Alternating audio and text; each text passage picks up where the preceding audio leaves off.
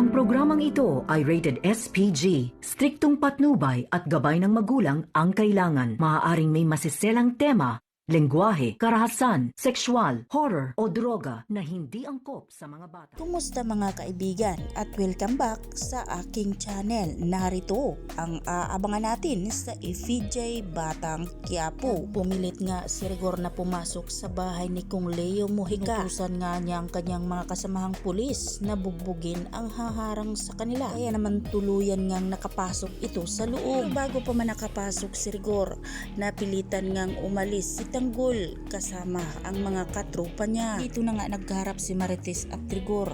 Natanggap naman ni Rigor ang kaliwat kanan na sampal ni Marites. Sabay sinigawan ni Marites si Rigor dahil wala na nga itong hiya.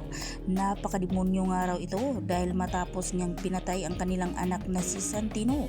Ngayon ay nanggugulo na naman dahil tinutukan nga ng barel ni Rigor si Marites. Hindi na rin nakapagpigil si Mando na rin niya sasakalin si Rigor. Kaya naman wala na ring respeto ang mga tao kay Rigor di Magiba. Kabilang banda, napaiyak na lang si Miguelito dahil sa takot, pangamba dahil tatanggalin na nga siya sa pwesto. Malamang sa kulungan din siya dadamputin dahil si Tanggol na nga ang mamumuno sa buong Maynila. Habang ang kanyang ina na si Jackie ay nakasuporta lang sa kanya.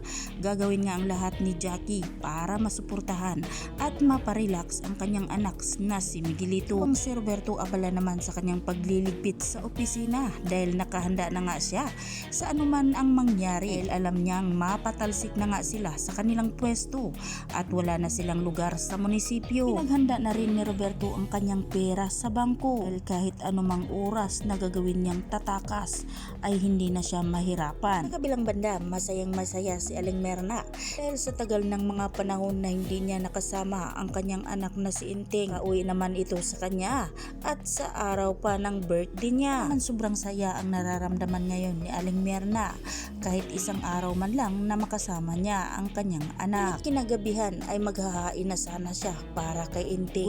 Gulat na lang siya na ibang tao na ang nakapasok sa bahay nila. Hindi naman natatakot si Merna at natataranta. Sino nga ba ang kanyang nakikita? Dahil sa kalagayan ngayon ni Aling Merna, nangangailangan nga siya ng tulong. Saan na nga ba si Inting para iligtas siya? Maaabutan pa kaya ni Inting ang kanyang ina? Yan ang ating pakatutukan at aabangan sa susunod pang mga kaganapan. Dito lang sa FJ Batang Quiapo. Huwag sana ninyong kalimutan na i-like, i-share at pahingi na rin ng isang subscribe. Maraming salamat.